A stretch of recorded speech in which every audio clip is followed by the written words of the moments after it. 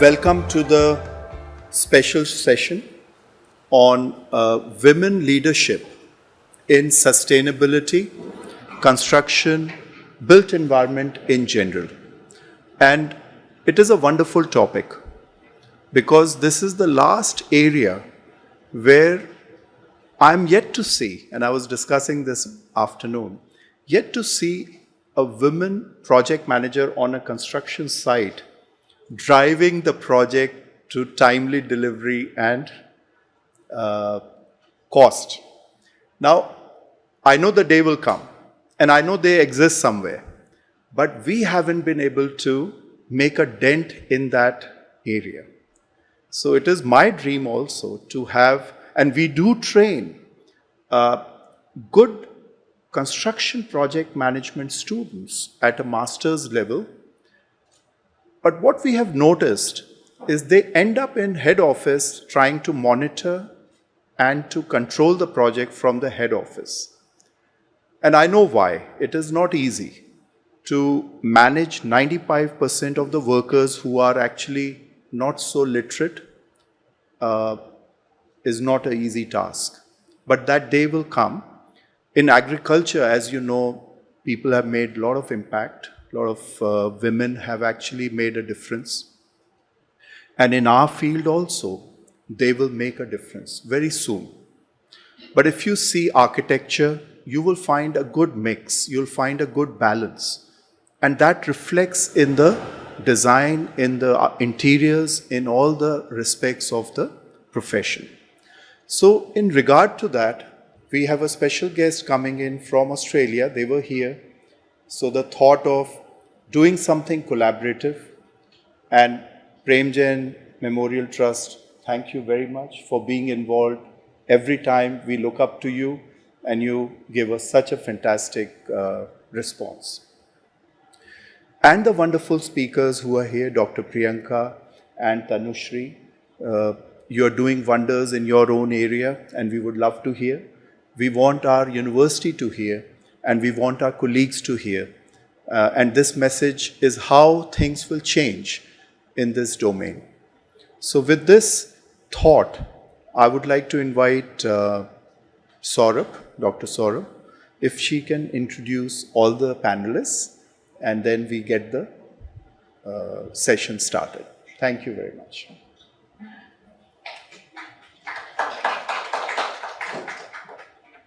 Good afternoon, everyone. So we have a very eminent panel. I'll start with my first panelist, Dr. Priyanka Kochar. She's the founder of Habitat Emprise and has around 20 years of experience in sustainable built environment. She has been working in the areas of built environment research, advocacy, and teaching. She has worked with all the three green building rating systems, GRIHA, LEED, and EDGE actually, and an architect by profession, qualification. She has served on several committees established by Government of India and has related publications related to sustainable built environment. Dr. Priyanka, we welcome you here, and please have your seat on the dais. Let's have an applause for her.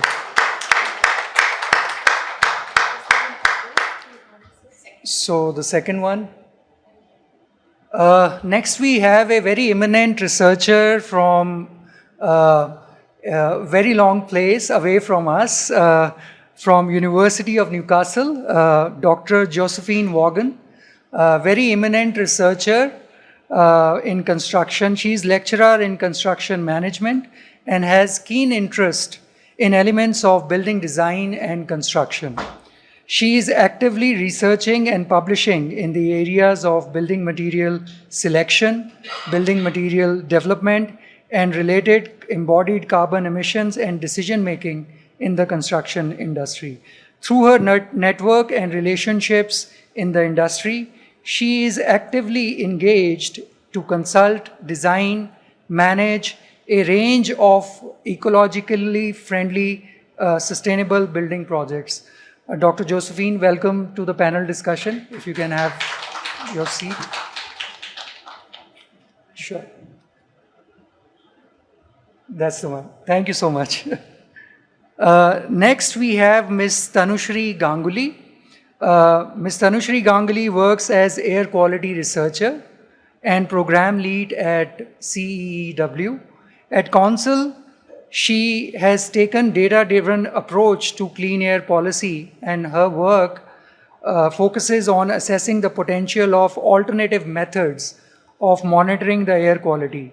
She has masters in environmental engineering from Georgia Institute of Technology and is a certified engineer in training under California law. Tanushri, welcome. Please have a seat.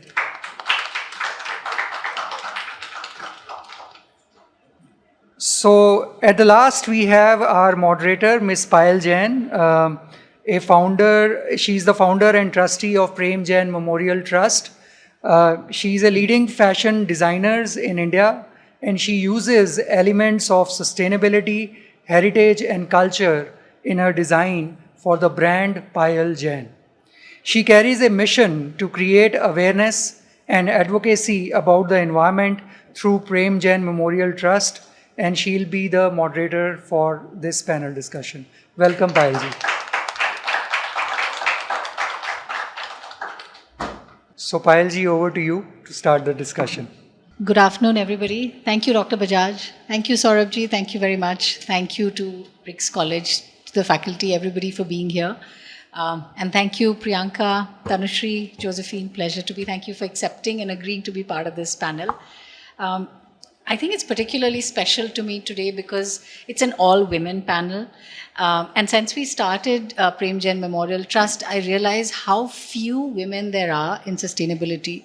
And a few months ago, we were discussing that, and the entire board of the Prem Jain Memorial Trust is all men. I'm the lone one single woman on the board. So I always wonder, where are all the women in this industry? Where have they vanished? So we started talking and we said, you know, there are all these amazing women doing amazing things. Can we get them together? So we created something called WISE. Being wise, of course, but women in sustainability and environment is where we were coming from. And so this is our first session of WISE for PJMT, and I'm honored to be here. Thank you very much, everybody, for listening.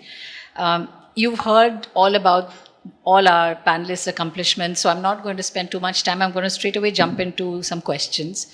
And I think we'll make this a little more interactive, so everybody please feel free, come in, ask questions. That's what we want this to be, more interactive. I'll start with Priyanka. Okay, Priyanka, I'd like to know your passion, and when one talks to you, one hears your passion in your profession. So your personal and professional journey, how you got involved in this. I know you're an architect, but then what after that? Okay, thank you so much, Payal. I'm delighted to be here, and it does have a special meaning to me to be a part of the PJMT WISE group, because Dr. Jain, that is Dr. Prem Jain, was my teacher, and I have thoroughly enjoyed studying under his tutelage, and I think I'm just feeling very emotional today to be here and carry his work forward. So responding to Payal, so Dr. Jain was there at SPA where I completed my architecture, and it was a tough course but an enjoyable one. And after that I went abroad to study, and what I did my master's was very different from what I had studied in architecture. It was linked to wildlife, both animal wildlife and plants, flora and fauna, and a lot to do with policies. It had nothing to do with design or buildings and so on. It was about managing large landscapes. And at that time, there were no relevant courses being offered in the country as well. And when I came back, I met with my then Director General, Dr. R.K. Pachauri, and it took us 2 months to identify which team I would work with. And I think while I wanted to work on the policy side of things, he just, with a stroke of a pen, embedded me within the buildings team at Terry. And I think over time, I was able to build on that and develop a team that was working on policy integration. And it takes so long, because I think, which I'm sure would be of interest to students, at that time we are very used to quick successes, and I think that adds a lot to the fire in the belly. But working with government can be very, very long term, and it could take 5 years by the time the file moves. So yeah, it was a interesting journey for me, and I have enjoyed every day. And here we are today. I had a chance and privilege to work with IFC, to work with the US Green Building Council, and now I'm also working on projects, IGBC projects in various parts of the country. And I hope one is able to work with the students and the community at large to see work in action and implementation, because that I think is the largest gap. Thank you, Payal. Thank you. Thank you very much, Priyanka. That was lovely to hear. Tanushri, I know you are equally passionate about air, and whenever we talk about air quality, you're the first one to jump in. And I think we all struggle with air quality. In Delhi, in India especially, it's dismal. I mean, I live with bad lungs, so I know how bad it is. But even if I had normal lungs, I think I'll still be struggling. So tell us, where did this passion begin from and how? All right. First of all, super excited and happy to be here. This journey goes way back when Tanushri was little Tanushri. I was growing up. I grew up in a city called Surat, Diamond City of India. And we just moved from Maharashtra to Surat. We moved into a township which was still under construction. My dad worked with Reliance at the moment. And because, there was rampant construction going around the society, I was diagnosed with severe asthma. So I spent a lot of my time indoors. So there were 3 things which kept little Tanushri super enthralled and busy. Amitabh Bachchan on Kaun Banega Crorepati, Shah Rukh Khan's Bollywood movies, and prime time TV news. And I was like, I need to do something which keeps me connected with these 3 things. So my entire life, I ended up dreaming about being a Bollywood actress who would appear on news time debates.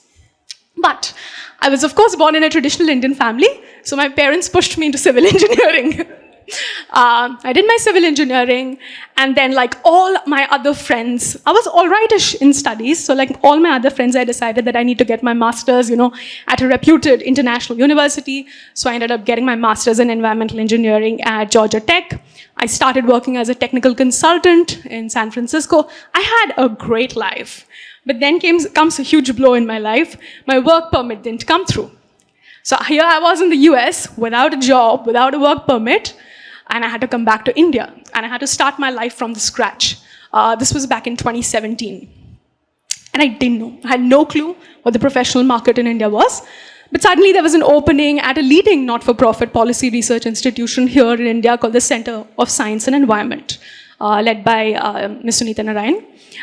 Joined the organization, stayed there for a year, learned a lot. I realized that if you really want to have impact, you need to touch 2 pillars, Sarkar and Samaj, government and communities. And being a public policy professional, you can actually touch both the aspects. But then I started feeling a little too big for my shoes, and I wanted to build my own program.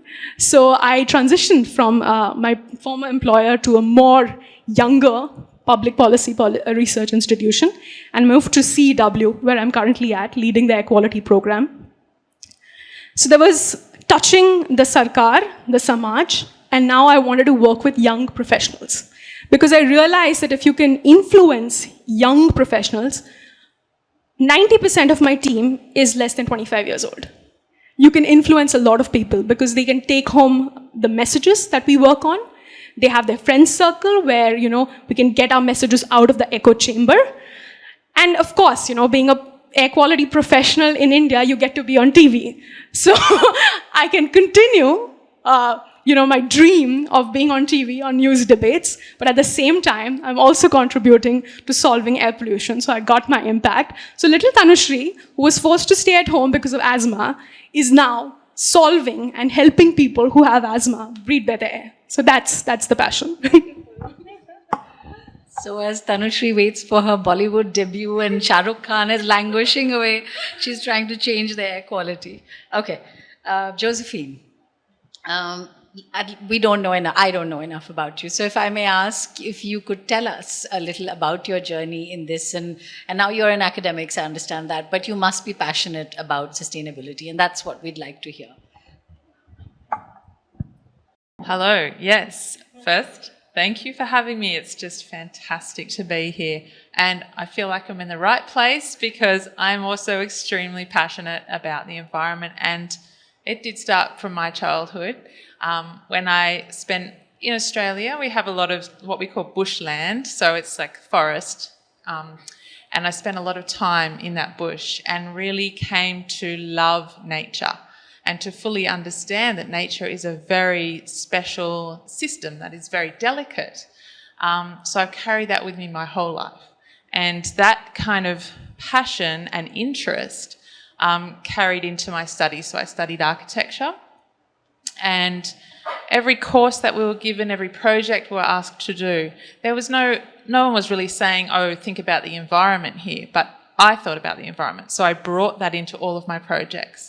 And by kind of doing that and practicing that, I think I learned a lot more about that area, so that by the time I finished university, I was already, I guess, far ahead of other people thinking in this area. But I thought everyone must think like me, but it turns out they don't. So then I started my own practice, and I practiced for about 5 years. And during that time of practicing architecture, building, designing sustainable housing and community projects, I started to be approached more and more by other architects who needed help to understand how they could make their projects more sustainable. So we come from Newcastle. It's a fairly small town. We have one university where my colleague and I both work, and that university teaches architects. I couldn't understand why all the architects, not all of them, but some architects in Newcastle didn't have this knowledge around sustainable building. So I started to tutor at the university to think, how could I share my knowledge there? And eventually I just became really interested in teaching. And the same thing, because you're addressing students, that's the whole, upcoming generation. So I'm really passionate about teaching, especially because those students are the future. So working with them is really great. So yeah, that's how it kind of evolved. And I thought I could keep working as an architect, and I'm sort of saving the planet one house at a time. But if I go into teaching, I'm teaching like 100, 300 students a year, and that's spreading the knowledge a lot faster. So that's my strategy. That's amazing. Very inspiring. And I think that's what gets most teachers going, no? That you're really making a difference. I see there's a lot of teachers here, and I know Saurabh is very passionate and always very involved with his students. So I think it's probably a different gratification, I'm sure. Okay, all right, coming back to our questions. Priyanka, tell us about Habitat Emprise, please, what you just started. Yes, so thank you. Thank you, Payal. The Habitat Emprise, I'm working with some of my colleagues who used to be at TERI to see how we can develop and help institutions at large build their decarbonization strategy.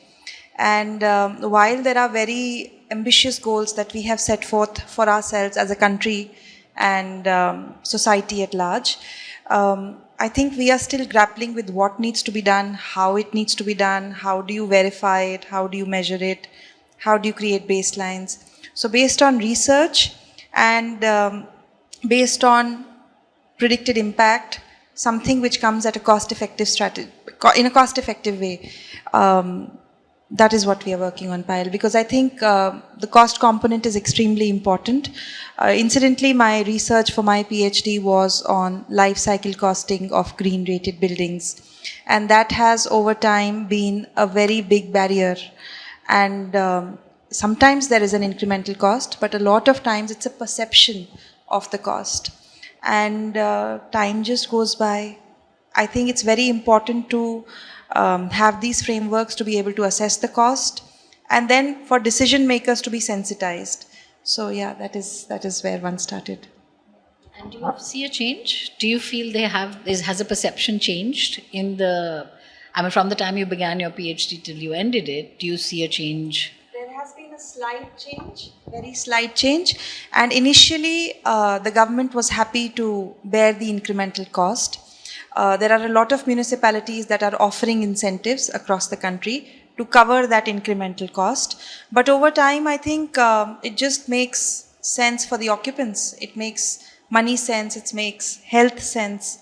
And the only reason I believe people may still be hesitant, some of those that are, is that they do not reap the benefits of any cost effectiveness or health. So they would just construct and pass it on. But then the compliance and the regulation is there to take care of that. So yeah, I think it's falling in place. Thank you. Tanushri, this wasn't a planned question, but to take a step forward from what Priyanka said. So again, cost and health, I'm sure, are two things that are very critical, even in air quality. I mean, health is prime, but I'm sure cost is something you deal with every day. And how do you do that? No, I think it's an overlooked fact in terms of impacts of air pollution. Now, the general messaging, the popular messaging around air pollution, particularly in India, is of fear-mongering, 1.2 million deaths a year, 20 most polluted cities in the world are in India. That's the messaging. But air pollution in India is responsible for 3% of its GDP loss. And this is because of loss of productivity from agricultural fields, loss of productive working days, premature deaths, which is loss in the number of productive years that a person has. So as much as it is a health concern, it is also a significant economic concern in the country today. Therefore, what we are trying to do at our institution is we are trying to figure out what is a better messaging to talk about air pollution. Air pollution cannot just be about its ill impacts on health. Why it's not the ideal messaging? Because people are not really able to see it very clearly. It's hidden. There are some people who get triggered by high pollution levels, but at the end of the day, it's a long-term impact that air pollution has. So after years of exposure, after being exposed to polluted air for years, you end up seeing an impact on your lungs or your cardiovascular health.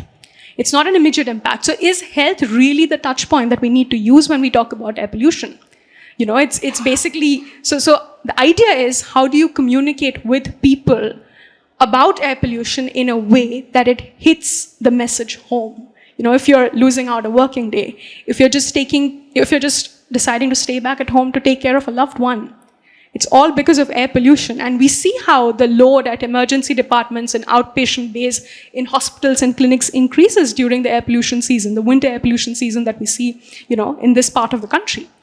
So yes, air pollution has both visible and hidden costs. For us, it's important as to how we use these costs to package the message so that there is a wider outreach around air pollution among the communities. There's actually something that we say at CW, that if we want, a concrete solution for air pollution, what we really need is a democratic demand. And the democratic demand can only come when these hidden costs become more visible. Just add to that, perhaps one could identify and list the cost for the business as usual scenario vis-a-vis creating a scenario where there is no air pollution or where there's healthy air for everybody, and see how that gap can be bridged. Yeah, I'd love to respond to that. It's actually a very good point. So we talk about marginal abatement cost curves. These kind of analyses are very common in the case of climate change mitigation. But such analysis, unfortunately, does not exist for air pollution, because air pollution warrants more short-term action, right? You need immediate action. So having such analysis would make a lot of sense for governments to actually prioritize action, which is a low-hanging fruit, but can also be high impact in the short run. So yeah, that's actually a very valid point. Josephine, you want to come in here, and because you come from much cleaner air quality than we do, so you may have different concerns regarding both of these. It's interesting to reflect because similarly in Australia, there's sort of the perception that to build a more sustainable building is going to be more expensive. So that's a perception, but much of the research shows the opposite, that it doesn't necessarily cost as much and can be cheaper to run. But yeah, to find that influence of why someone should even think they have to spend more money, whether or not they have to spend it, it does. We don't see air pollution, for example, very much. It's very, the air is good. But we do see, as around the world, increasing climate disasters, and particularly in Australia, flooding and bushfires. So, but still the connection doesn't seem to quite be made that we need to do something to prevent continuing climate change on that area. And when you say you need some research done on air climate, you're at the right place. You've got a room full of academics here, all looking for research topics, so that's a good one for everyone. Okay, Priyanka, next question is for you. And you are, you have taught, you have been in academics, you are passionate about education, and you constantly now see young architects graduating and coming into industry. What do you think is maybe missing, or maybe not missing, but what are the tools that they haven't been able to equip themselves with, which, since we have faculty here, it'd be interesting for them to know what more they can get students to either get involved in societies, extra education, seminars, I don't know. What do you think is missing when they graduate, when they come into industry? Thank you so much, Payal, for that question. Because being a part of industry, it is a challenge to take up very fresh students and make them a part of the work environment. And over time, what has happened during the tenure at TERI and then the US Green Building Council, one worked very closely with the Council of Architecture to see if education on sustainable built environment could be embedded in the curriculum. And ultimately, I think somewhere in the 2012, 2015, around that time, the Council of Architecture did include all the various certification systems that have been incorporated. And once that is done, then there is a mandate for all the board of studies and academic councils and everybody to detail it out lecture-wise and plan the class and the semester and so on. And at that time, I thought this is a win because the policy accepted it, and now all the colleges have been directed to take this initiative forward. When I started teaching and I was responsible for the outcomes of that subject, and I saw what the curriculum required, it basically required everything that I had learned over the past 15 years. So to take that up in 15 weeks is a huge ask. And ultimately it's left to the discretion of the teacher. So I don't know how Dr. Jain did it, because we all enjoyed his subjects and were there in time to learn from him. It is very challenging for two reasons. One, because of the volume of what needs to be taught. And secondly, the elective and the side subjects in an architectural curriculum seldom get dovetailed into design or construction, which takes up most time of the students. Having said that, teachers also grapple whether do we start with the National Building Code, do we take up the Energy Code, do we take up the certification systems, or we just focus on the principles of climatology and stick to comfort or efficiency and things like that. So everybody designs their own semester and takes it there. But when I was running the education program at USGBC, I realized that there were very few faculty equipped to hold the subject and deliver it in a comprehensive manner. Everybody knew it in bits and parts. So I think equipping the faculty with the tools is very important. If we leave it to the students, and a lot of time teachers use this approach in terms of asking the students what they want to learn, their immediate response is to jump onto a simulation software. Yahi seekhna hai, we want to learn about this software. But what goes into the software is not of interest to anybody, including the teacher or the student. So I think it's important for the teacher to be able to communicate the concept, first to learn the concept, because it's not just an extension of design. There is a lot of progress that has happened in the subject. And then introduce softwares or frameworks that are available in the industry. There's a lot of free material available, and there are a lot of student chapter activities which are happening. So the teachers need to be connected with the industry to pick up what's happening. And I think it would be pertinent for administration to identify continuing education, even for teachers. When we take it up as part of the industry, that becomes the norm, because our promotions are linked to that, or incentives are linked to that. I'm not completely aware of how faculty get incentivized, but I think that is a very important aspect to ensure continuing education. And perhaps if we could take up a program like this as an outcome of this deliberation and session today, that would be of interest.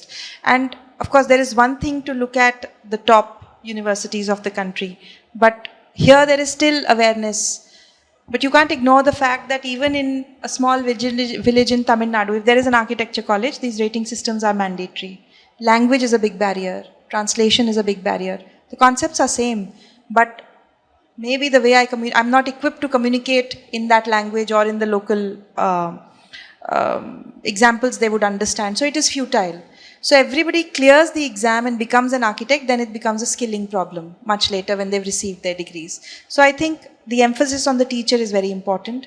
And yeah, at all levels, only that teacher can have that impact there. So if we can do something to address that, that would be great. Josephine, do you feel the same? You are in academics, you deal with students. Do you feel that it's very little time and too much to be done? Yes, there's a lot to be done in very little time. So we have a 13-week course, and that for our students, the course that I teach called Construction Ecology, which is really just about building materials and their impact on the natural environment and human health. That's about building materials, but I can't teach them about every building material and what it's like. So what I do teach them is how to think about building materials. And in that way, they learn that big picture understanding about sustainability and the holistic view, how it impacts everything. So then they can learn to think about it and question things. And we do set them up for going into industry. But they've told me afterwards, I went in and I said this about the material, but nobody in the business wanted to know. So it's still a culture that needs to be adapted. But I'm hoping that as more and more students go through and the older generation go and retire, that the young people may change this culture. Yeah.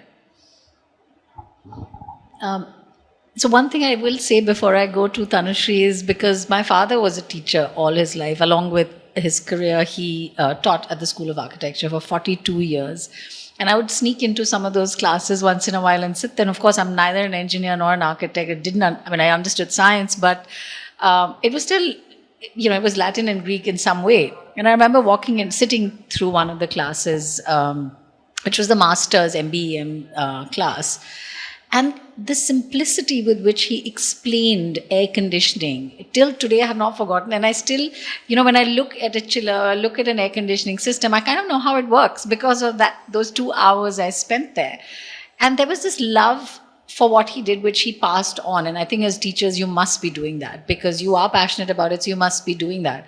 And if those students, those 100, 300, 500 go out of that room feeling like they're in love with what they're doing, I think half of that, 50% of the battle is won. And then the rest is, of course, their own journey.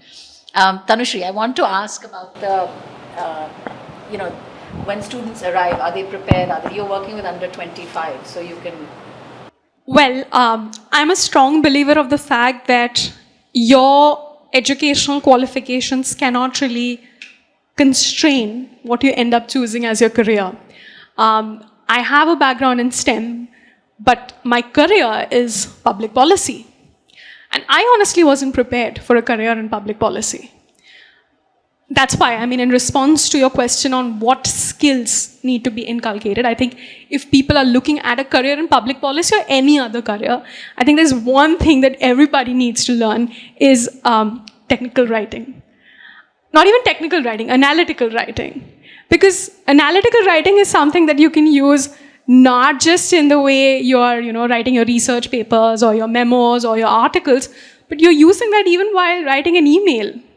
I think that's one of the biggest pain points, right? That sometimes you get emails, but you're not really able to make sense of what is the ask really in the email. So I think analytical writing is one thing which should be absolutely mandatory. It should be a core course for all students. The second thing that I feel is important is a little bit of understanding of data. How do you really look at data, right? whether you're looking at figures pertaining to economy, whether you're looking at population figures, whether you're looking at access to electricity, whether you're looking at different kinds of construction material, how do you build a narrative around data in your head? I think we think that, data analysis is a very hard skill, but it's just kind of visualizing data, which is important, because even unknowingly, we're using data in a lot of day-to-day things. It could be something as simple as, mera electricity bill kitna hai? What's my electricity bill? You're looking at data, right? How many units of electricity did we consume? And then we are calculating electricity bill. Or it's even like, if I'm down with a fever, has my health improved? I'm basically looking at the trend of my body temperature. That's data analysis. So how are you looking at data points to build a narrative in your head? So I think some kind of sort of introduction to data or data visualizing, data storytelling is absolutely useful, and I think that spans across fields. And third, and this I think is a little more relevant for aspiring public policy professionals, and this is not something that we see, especially with people coming from a different background, which is an understanding of geopolitics. Because if you don't understand what your country's position on a particular topic is internationally, how do you really frame your research argument? And I don't think geopolitics can be taught per se. It's also an interest that people need to develop. So it's a lot to do with what you're reading. And just because you were asking, that whether people who show up at interviews are prepared or not, one of the things that everyone in our institution, two things actually, everybody in the institution asks potential candidates is, do you read the newspaper in the morning? And we get blank responses from kids, blank responses. The habit of reading a newspaper has just sort of become oblivious now. The second thing, which is the latest book that you're reading? Again, we often end up with no response from people. No response. People are not reading anything because, Netflix is keeping you busy. But I feel that just kind of exposure to what you're reading, different kinds of literature is very important.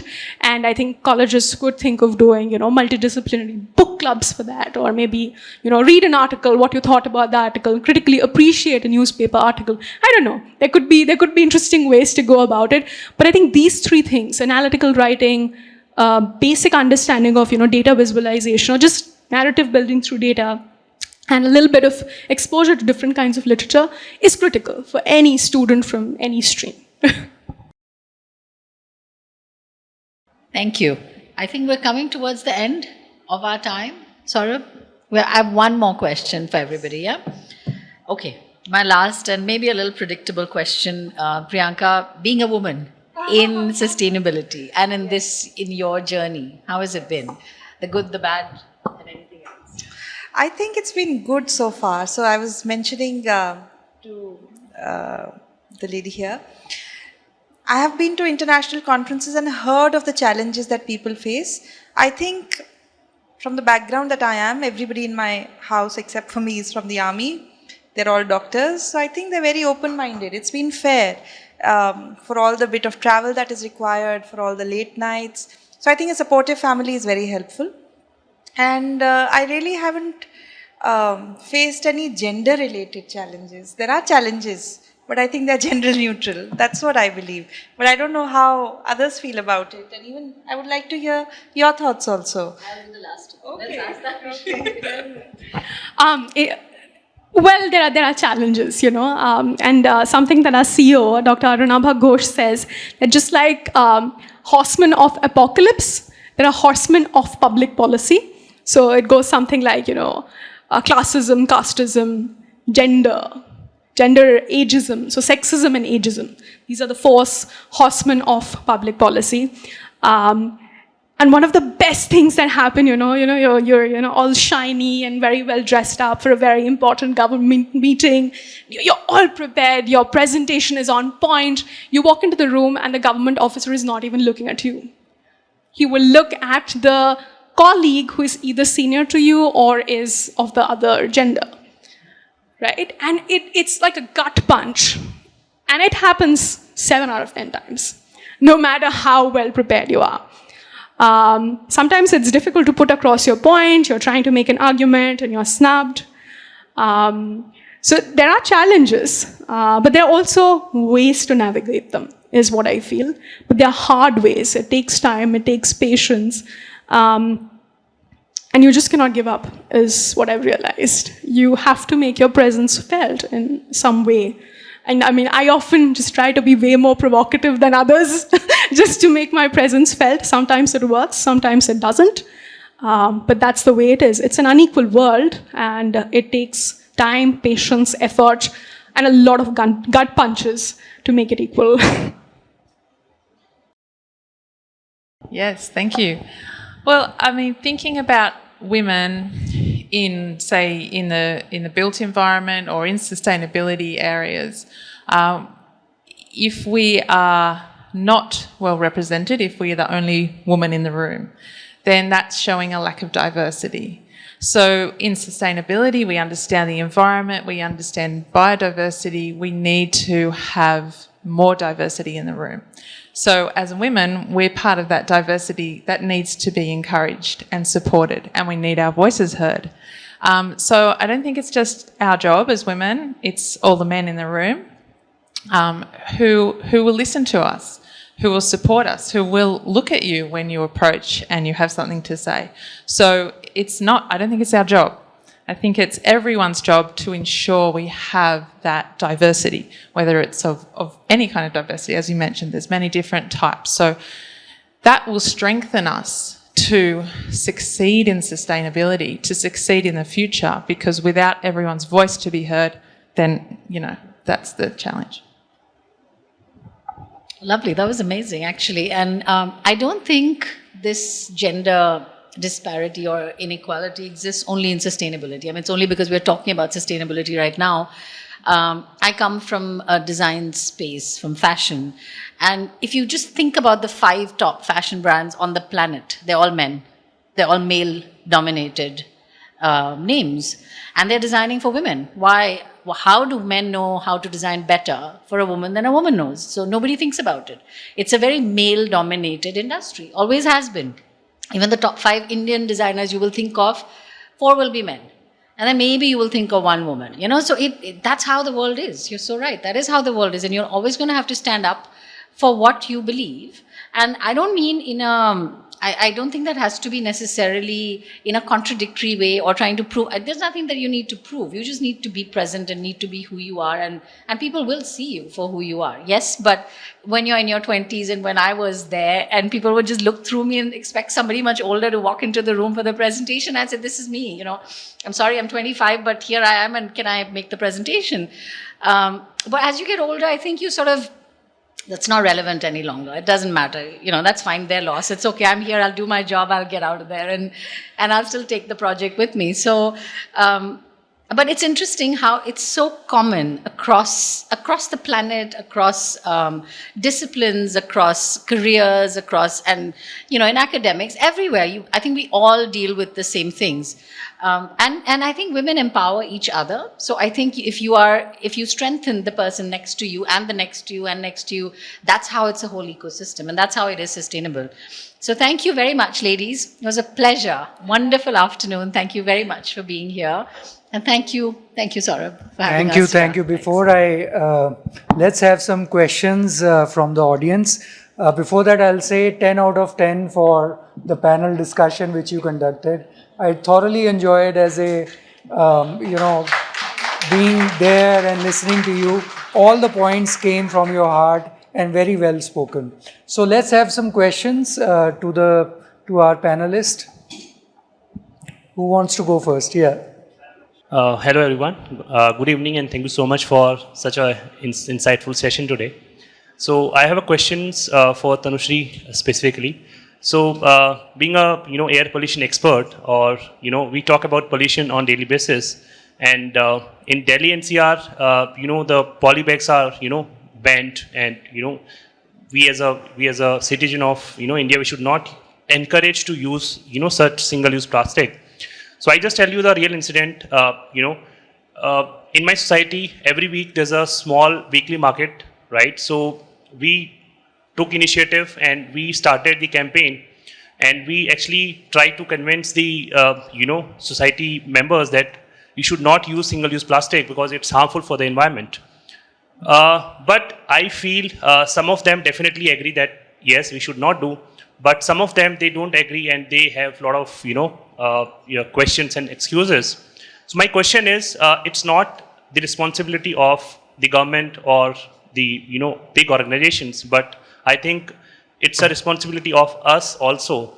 So how do you deal with such situations where you just have to convince the people or the the citizens about the air pollution or maybe any pollution in that way? So what is your view in that? First of all, I'm not an expert. I'm still learning, so I'll clarify that. But thank you for the question. It's a very loaded question. I think a lot of people feel that solving for any environmental crisis finally boils down to we as citizens of a country. But unfortunately, that's not true. Like I said, it's a balance of sarkar and samaj, community and government. For something like just the plastic issue, it is an inertia. It is an inertia towards changing a habit that you have inculcated over years, right? I mean, let's say, for instance, Tamil Nadu government, the Department of Environment in Tamil Nadu, they've introduced these cloth bag dispensing stations. These bags are called manjapais. So you just, put a coin and you can get a bag and you have a cloth bag with you, right? So it's basically an intervention by the government to improve uptake of, an alternative to a plastic bag. But that's not where it ends, right? Every decision, every choice that we as human beings make is impacted by two things. One is, whatever our psychological barrier is. What is also the systemic or infrastructural barrier that exists. Two more examples and then I'll stop. Public transport. Everybody loves saying, we'll take public transport. Most streets, I stay in Vasant Kunj, I stay in D6, that region from my apartment to the place where I can actually get a bus does not have street lights. How am I expected to walk that distance? I am going to take an Uber. I'm not going to walk down to the bus stop. So there is an infrastructural barrier there which is prohibiting me from making the right choice, right? Similarly, Sandeep ji and I are working at a construction site. Every project developers want to be clean with their construction practices, but they necessarily don't have information that can help them become clean project developers. There is an information barrier that is there. There is also a psychological barrier that if I adopt a cleaner practice, it could be more expensive for me in terms of project costs. I will not choose that alternative. So choice making, choice architecture in itself is so complicated. There is information barrier, there is behavior barrier, there is infrastructural barrier, there is financial barriers. So convincing while keeping in mind all these barriers is very important. I mean, you can't have a recommendation and be oblivious to all these factors which are impacting the choice. Right. So it's a difficult question. I don't have direct answer to it, because I've not really convinced anybody. Yeah. And I also feel I'm not really in the position to convince anybody unless and until I know, what are the factors that's impacting their choices. Yeah, correct. Thank you so much. Thank you. Great. Anybody else has a question? Yeah, Jessica. Thank you. That was a wonderful panel discussion. I absolutely enjoyed it. So thank you so much. I think we talked a lot about barriers. Like one of the questions was what have been some of the challenges you've encountered as women in sustainable education or advocacy or public policy fashion. I think I'm interested in hearing about snippets or stories, success stories really. If you could reflect back to however long your careers have spanned in terms of wins, however small or big, just so that I can leave this room feeling really happy. I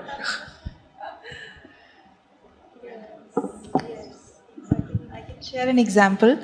But again, I don't know if that was me being a woman or just a very enthusiastic researcher. One win that has stayed with me and I really enjoyed was the adoption of Kriha in the Pimpri Chinchwad Municipal Corporation. It is considered the richest corporation of India. It's an industrial town. And at that time what had happened was Dr. Farooq Abdullah was the Minister for Energy, Renewable Energy. And he was supported by an IS officer. And together with him we had drafted the 5-year plan. At that time, we had 5-year plans on green buildings and passive designs and how that can be incorporated. And mind you, that was something that the Renewable Energy Ministry was taking. So they had no business looking at architecture, but because India was to take this leap, and I don't know, it had to start somewhere and they took it. And then this gentleman got posted to Pimpri as the municipal commissioner. And there were incentives for the municipal corporations as well. It took a lot of convincing because especially in public policy, you would know a precedence is very important. And at that time, there was none. So I still remember I had a flight to catch at 7 o'clock and it was already 5:30. And I told him, see, if you don't sign this and Pimpri does not adopt it, then I will miss my flight and I'll keep sitting here. So you please sign it because you have to get rid of me. And he did sign it. And I think now over 20 municipalities have adopted various rating systems. It just didn't restrict itself to Griha. But again, I don't think it had to do with my gender, but that was a win I have enjoyed a lot. Yes. And there have been successes. It has worked in some places, has not worked in some places, but it has stayed with me. Yes. Thank you. Great. Any other question?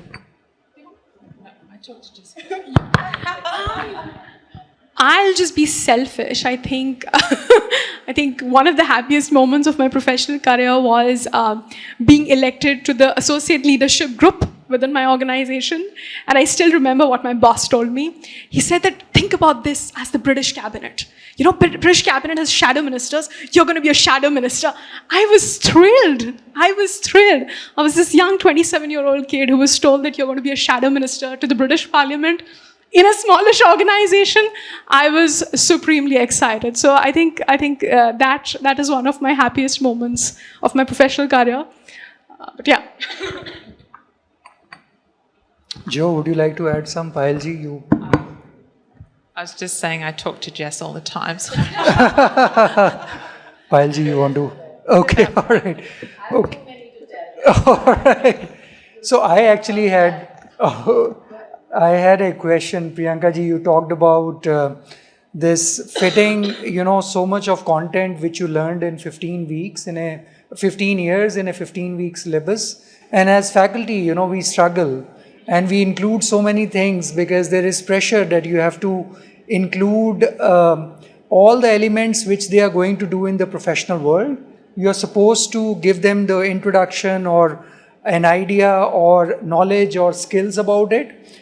Why can't we have levels, where a course you can have a content at basic level, maybe then at intermediate level, and then maybe at advanced level? Why cannot our curriculums build like that so that it can be a stepwise progression instead, then otherwise it becomes difficult. Do you have any thoughts more to add on it? Yes, we should have books. You should have. All right. Yeah, true. So there are, I think we need to start writing. That's like she said, reading and writing is very important. And there should be books people can go back to, both teachers and students. So we need to develop modules that can help teachers teach and simplify the concepts even for them. Because say, if somebody's been in the profession for 35 years, of course they have evolved over their journey, but to upskill themselves, where do they go? There is no place. There are lots of training programs happening, but it's not always convenient to step out of your business for 5 days at a stretch. So I think we should write books. True. All right. Any other question anybody has? Yeah. So Sure. I had one question for Payal. So you're in fashion, so I was intrigued to know, how do you incorporate sustainable practices in fashion design? So one, I only use natural yarns. I do not work with synthetic fabrics. I never have. I develop all my fabrics from scratch. India has a tremendous heritage of textile. So I weave my fabrics from scratch. There are clusters all over the country which, specialize in cotton, silk, various types. Banaras has very large, all of India actually. It's a treasure trove. I've maybe worked with 10 or 12 states. I haven't even been able to cover the entire country in 30 years. So I create my fabrics from scratch. All the, I can't say they're all natural dyes because it's not always practical, but I do work with natural dyes. I work with artisanal clusters. So I use block print, I use printing techniques, embroidery techniques, which are kind of like vanishing from India. I mean, when I started, there were so many more, and over a period of time, they have not been able to sustain. Those weavers, those artisans have left what they do, and they, you know, they drive cars, they cook in homes, they come to big cities, work in call centers. So, you know, whatever in my own way, my little bit for my brand I can do, I work only with clusters, and there is no middleman. So what happens is the middleman takes away everything. If you're working directly with a cluster, then they get the money. Earlier there used to be middlemen. When I started, I had that because I did not know how to reach these people, and there was no internet, and there was none of that in those days. Now they're easily accessible, and so yes, so I, you know, promote Indian craft and textile. Beyond that, we use no plastic in the factory. So whatever we ship, it's all non-woven. And I started that about 10 years ago. We recycle everything, repurpose everything. You know, it is a sustainable environment. Also, I have a lot of women working in the factory, which is not normal in garment factories also. So whatever way I can, I do. I do live a sustainable way. Oh, there isn't. It's online. It's all online. Yeah. So that's also sustainable. Absolutely. So very wonderful to see all of you. Really nice to see all the eminent speakers and sustainability promoters all over. So even I am into the similar background, into ECBC and green building, and also policy making. I've been into policy making and capacity building.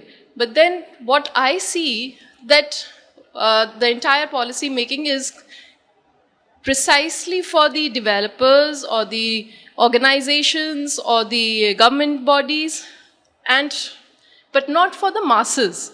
This is what is missing throughout. All throughout, almost like 5-7 years, I've seen the entire trainings and everything is not there for the masses. It's there for the students, but then not for the masses, for their parents, you know. And they need to be trained first. When they start asking, yes, we need something sustainable from the government, the policies, the general masses don't know about the policies. So don't you think whoever is there in the policy making, within that scenario, within that curriculum, they should also add, they are adding builders. Apart from that, they should also add the masses also. Yeah.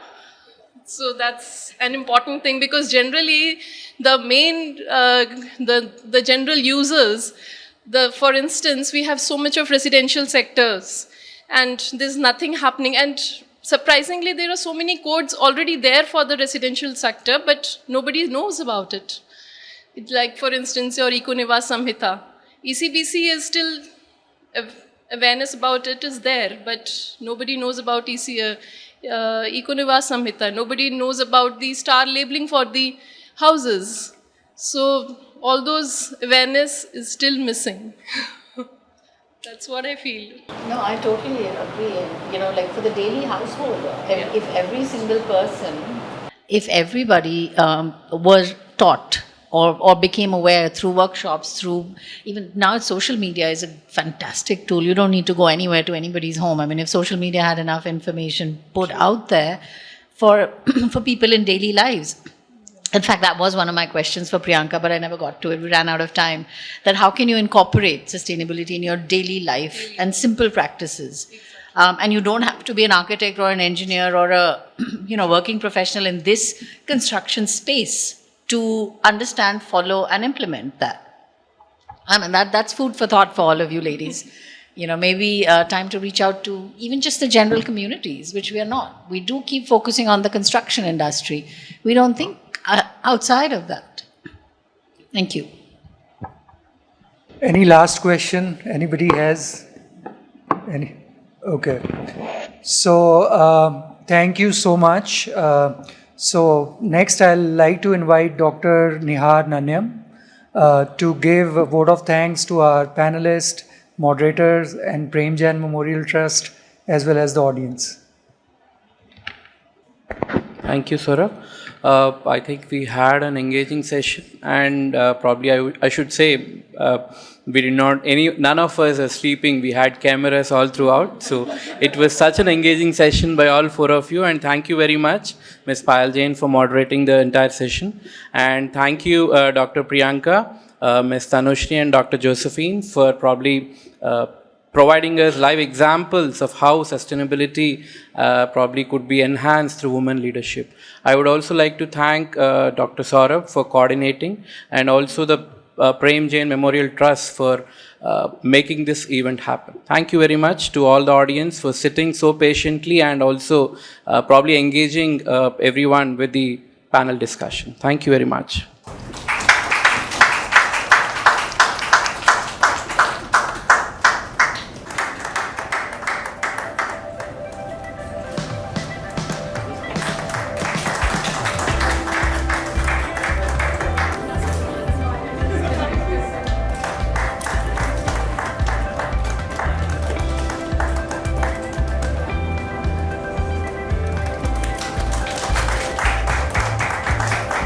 I'm also very thankful to Sandeep ji, Yatin ji for organizing, for all the support what Prem Jain Memorial Trust has given us. Very thankful to the faculties, our visiting faculties from University of Newcastle who participated in this panel discussion. And thanks to all the audience who made it. I know we were lesser in number with this summer, but I think it was very engaging discussion, very well done. Thank you so much.